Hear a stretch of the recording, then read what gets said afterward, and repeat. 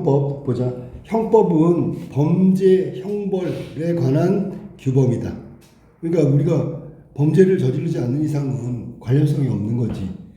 범죄라는 게 어떤 것을 범죄라고 하느냐? 보통 위법성, 책임성, 그 다음에 구성요건의 해당성, 이 세 가지 기준으로다가 범죄를 규정하고 있어. 그 얘기는 이제 다음에 기회가 또 나올 거야. 그리고 그것에 의해서 죄과에 따라서 형벌을 결정하는 거야. 형벌은 뭐 예를 들면 신체형, 그래서 감옥에 가두거나 금고해서 또 감옥에 가두는데 노역을 시키지 않는 형벌도 있고, 그 다음에 벌금형도 있고 여러 가지가 있단 말이야. 우리는 그 가혹하게 신체를 학대하는 무슨 채찍형 이런 건 없어. 자, 그러면 범죄와 형벌에 관한 규정이 형법인데, 범죄가 성립하려면 여기 나오네. 범죄 구성 요건에 해당하고 위법하며 행위자가 책임이 인정돼야지. 이 세 가지를 우리가 보통 형법에서 말하는 조건이라고. 우리가 어떤 행위를 했는데 이게 범죄다 아니다라는 것은 형법에 나와 있어야 되고, 그리고 법률을 위반해야 되고, 그 사람의 행위 때문에 문제가 생겼으면 그걸 책임져야 되는 경우, 이 세 가지가 다 있다면 그건 범죄에 해당되는 거야. 그러니까 내가 저지른 잘못이 형법에 없어. 그럼 처벌 안 받아. 그럼 빨리 법을 만들어야지. 그런 행위를 하면 범죄라는 것을. 자, 세 가지 알아도 범죄 구성 요건의 해당성, 위법성, 책임성. 이때 구성 요건이라는 것은 법률로 정해놓은 범죄 행위의 유형이고, 예를 들어 타인의 재물을 절취한 자. 그러면 여기서는 타인의 재물이라고 했으니까 모든 걸 다 포함하잖아.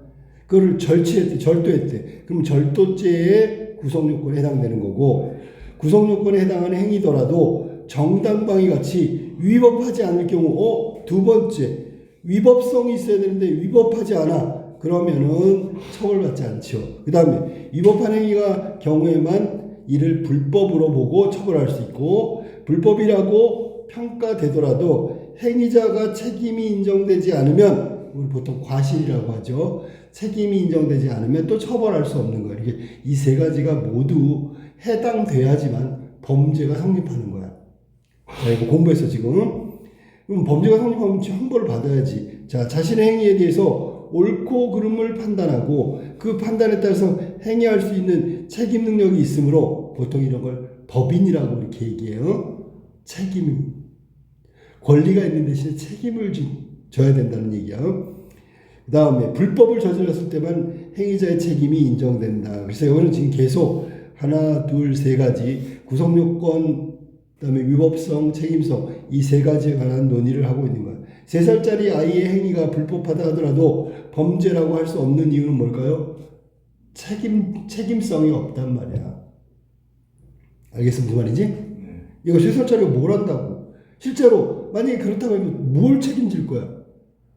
자, 3살짜리 아이는 어떠한 것도 판단하고 결정할 수 있는 능력이 없다라고 보는 거야. 그러니까 책임이 없다라고 보는 거지. 그럼 범죄가 아니라고요. 우리가 촉법소년한테 범죄를 저질러도 처벌할 수 없는 이유도 바로 이 책임성 때문에 그렇단 말이야. 자, 형벌은 국가가 개인의 자유, 재산, 생명을 제한하는 강력한 제재야. 그럼 여기서 사형을 선고하는 건 생명 있죠.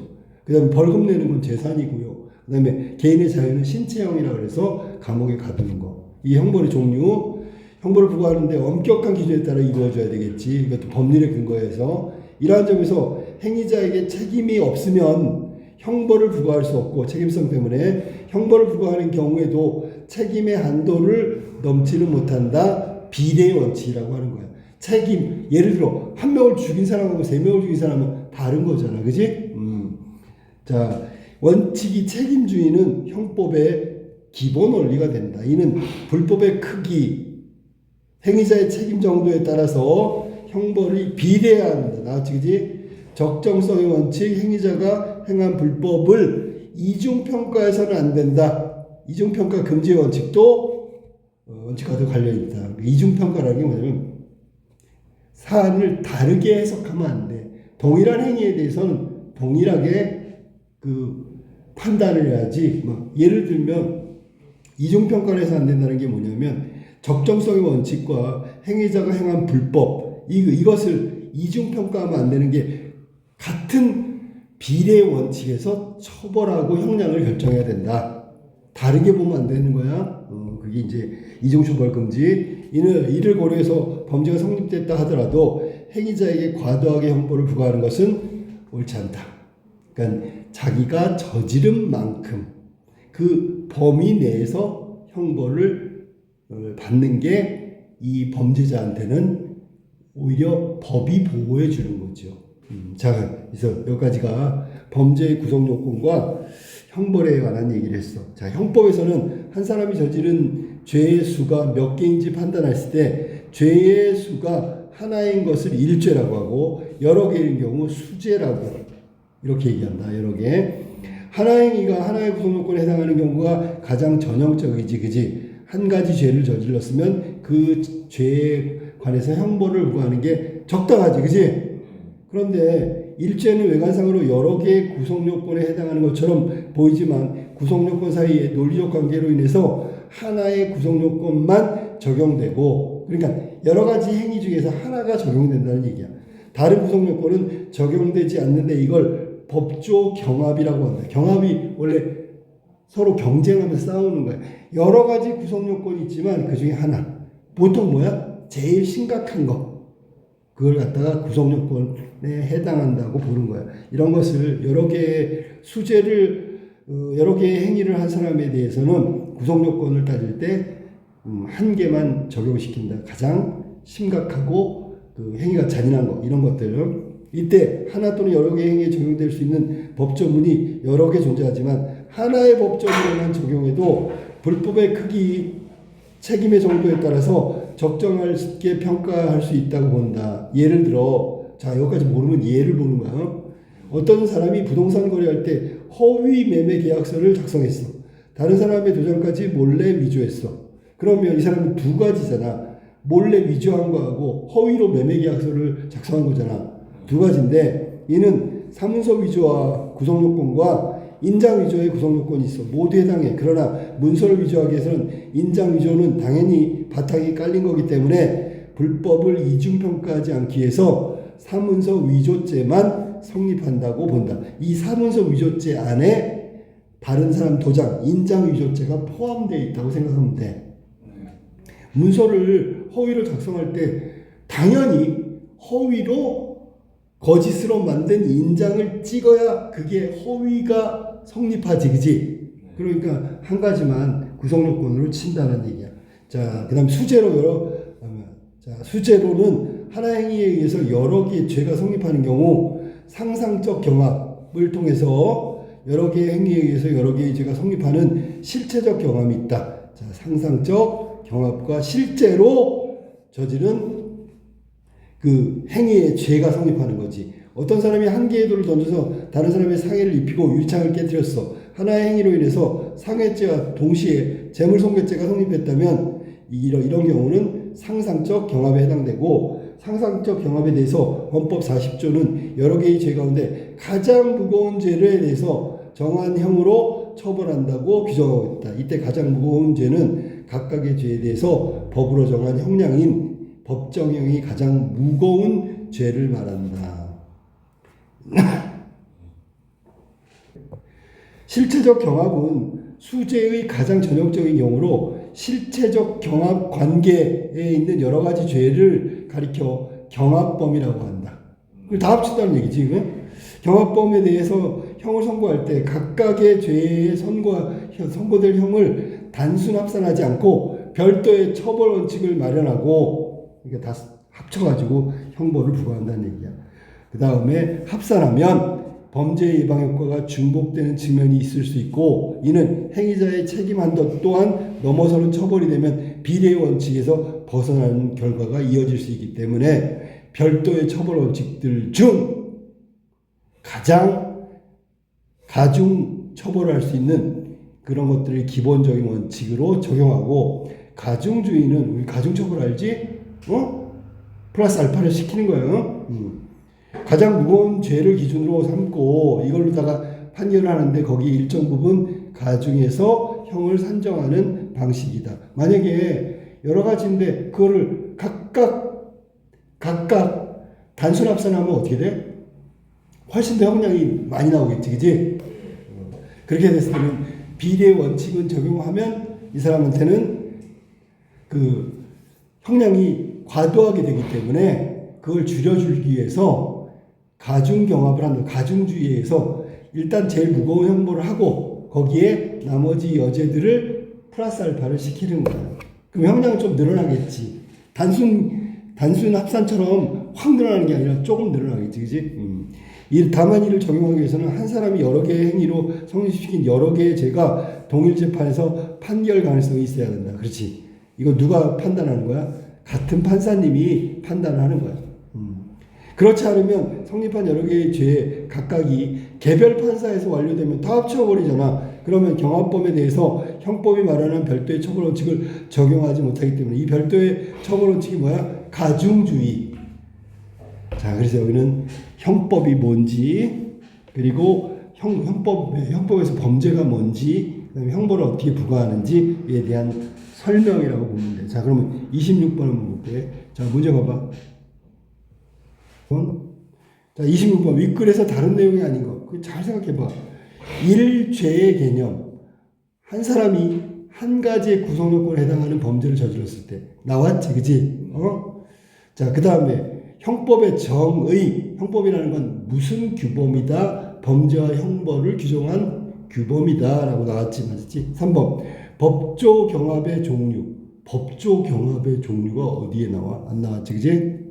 3번 틀렸네. 책임주의라는 것은 능력을 말하는 거고, 책임 능력, 상상적 경합의 사례도 나왔죠. 돌 던진 얘기, 유리창하고 상해죄하고 손괴죄. 자, 그거를 갖다가 상상적 경합이라고 했지. 정답은 3번이야.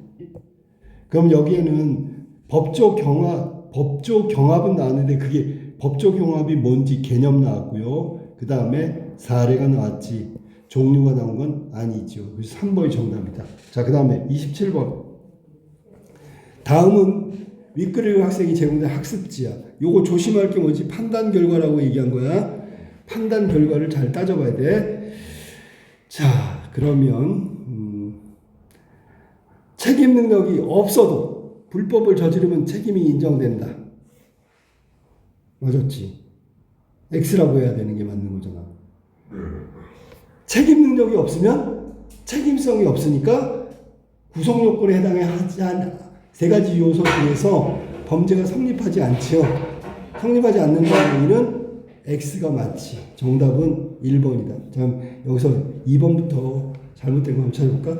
구성요건에 해당하고 위법하기만 하면 범죄가 성립된다. X라고 해야 되지. 책임성이 없잖아, 여기. 그다음에 구성요건이 법률로 정해놓은 범죄 행위의 유형이다. 그렇지? 그 다음에 구성요건에 해당하는 모든 행위는 모두 위법한 행위다. 이건 아니죠. 위법은 따로야. X라고 해야 돼. 그 다음에 불법에 해당하지만 위법이 아닌 경우가 있다. X죠. 불법은 다 위법이 있죠. 법률을 위반했다는 얘기야. 법을 위반했으니까 위법, 불법이라고 하는 거야. 그래서 27번의 답은 1번이 정답이다. 28번. A에 대한 이해로 적절하지 않은 거. 자, 그럼 A가 실체적 경합인데 실체적 경합이라는 건 단순 합산하지 않는다는 얘기를 했지. 그지?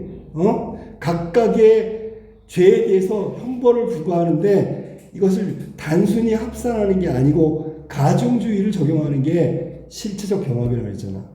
자, 그럼 정답. 실체적 경합은 경합하는 각각의 죄에 선고될 형을 단순 합산하는 것의 일정 부분을 가중하여 처벌하는 것을 말한다. 자, 정답은 1번 틀렸어. 왜 틀렸어? 어디야? 여기잖아. 그렇지. 단순 합산한 것에 가중하는 것이 아니죠. 맞지? 제일 심각한 애, 제일 범죄로서 가장 무거운 애, 거기에다가 나머지 가중한다고 얘기했으니까 1번이 틀렸단 말이야. 자, 그러면 2번부터 5번도 다 맞는 거니까 확인해. 자, 2번 봐봐. 경합범에 대해서 형법은 범죄 예방 효과가 중복될 수 있는 측면, 그래서 별도의 처벌 원칙, 가중주의. 그 다음에 3번. 경합범에 해당하는 여러 개의 죄가 동일 재판에서 판결되는 가능성이 있어야지만 가중주의가 적용될 수 있다. 각각 판사가 다르면 안 된다 그랬지? 4번 실체적 경합은 한 사람에 의한 여러 개의 행위, 이걸 뭐라고 해서 수죄일 때 성립한다. 경합범은 실체적 경합 관계에 있는 여러 개의 죄를 놓고 하는 게 경합이라고 얘기했어. 자, 정답은 1번이다. 자, 29번으로 가볼까? 자, 이 문제를 맞춰야지 비로소 점수를 잘 딸 수 있겠다라고 생각해야 돼요. 자, 윗글을 참고할 때 보기에 대한 학생의 반응으로 적절하지 않은 걸 찾아봅시다. 29번 적절하지 않은 거. 자, 가 한번 봐봐. A씨는 타인이 분실한 신용카드를 습득 후 자신의 식대를 계산할 때 사용하며 매출 전표를 허위로 서명했다.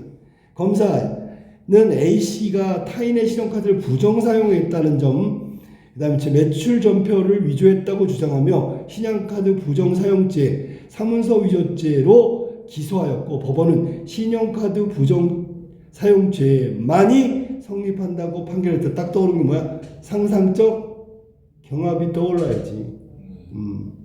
자, 그 다음에 나 한번 볼게. B씨는 C기관에 비방할 목적으로 신문에 C기관에 대한 허위 사실을 담은 내용의 광고를 실었어. 허위 광고를 실은 거지. 검사 B씨는 출판물에 의한 명예훼손과 업무방해로 기소했다. 법원은 두 가지 죄가 모두 성립한다고 보고 출판물에 의한 명예훼손죄에 대하여 정한형으로 처벌한다고 판결했다. 이건 사안이 좀 무거운 형벌을 말하는 거겠지, 그지? 응? 자, 그러면 가에서 검사는 A씨가 여러 개의 구성요건에 해당하는 행위를 했다고 보고 신용카드 부정 사용죄와 사문서 위조죄로 두 가지 죄를 다 기소한 거지요. 두 가지 죄가 다 성립한다고 본 거야. 그러니까 두 가지를 다 기소해버렸지. 알았지? 가에서 법원이 타인의 신용카드를 사용한 것과 매출 전표에 서명한 평가할 때 신용카드를 부정 사용했다. 사문서 위조죄가 법조 경합에 관계 있다고 봤기 때문에 신용카드를 부정 사용했다는 얘기는 사문서 위조를 할 수밖에 없는 상황이라고. 그러니까 신용카드 부정 사용죄로 판결을 내린 거야. 맞았죠? 그 다음에 가에서 법원이 신용카드 부정 사용죄와 사문서 위조죄 구성 요건 간의 논리적 관계를 판단해갖고 A씨가 신용카드 부정 사용죄만 적용해도 불법의 크기를 책임 정도에 따라서 적정하다고 평가했기 때문에 신용카드 부정 사용죄만 판결을 내린 거지요. 자, 그 다음에 나에서 B씨의 범죄가 수죄라고 보고 법정에서 가장 무거운 죄인 출판물에 의한 명예훼손죄에 대해서 정한 형벌로 처벌한 거다. 이것도 맞죠.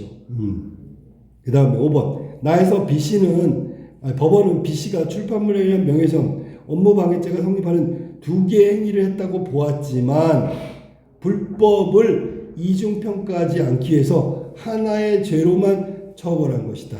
자, 정답은 5번이 틀렸지, 그치? 여기는 업무방해죄하고 출판물에 의한 명예훼손죄 모두 성립한다고 봤어. 그러니까 수죄가 되겠지. 근데 성립하는 두 개의 죄 가운데 무거운 죄에 대해서 아까 얘기했듯이 무거운 죄에 대해서 처벌하는 방식, 여기서는 상상적 경합에 의한 처벌을 한 것이라고 봐야 되겠죠. 그지? 자, 그럼 법원은 두 개의 행위가 아닌 하나의 행위로 봤다는 거야. 자, 그러면 여기서 두 개의 행위를 했다고 보았지만 이 말은 불법 이중평가, 이건 틀렸단 말이야.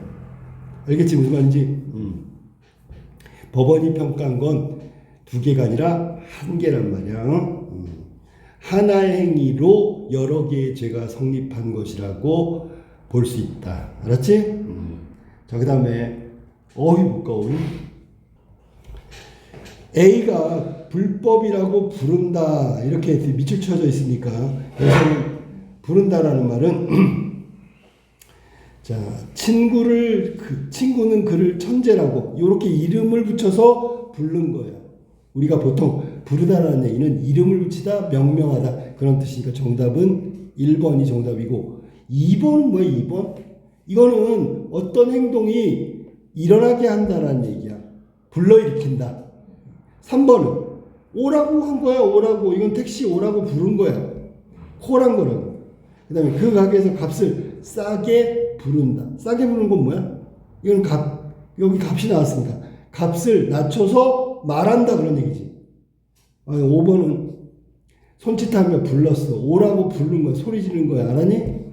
그러니까 이거는 말로다가 부른 거죠. 자, 그래서 여기서 3번하고 3번이 된다. 다 조금씩 다르네, 그지? 말한 거는 값을 부른 거하고 친구를 부른 건 또 다른 거야. 알았어, 무슨 말인지? 이건 오라고 한 거고, 이건 가격을 매긴 거고, 알았지? 자, 정답은 1번이다. 이렇게 불법이라고 부사어가 나와서 부사어 다음에 부른다, 명명하다, 이름 붙인다 그런 뜻이니까 1번 정답이죠.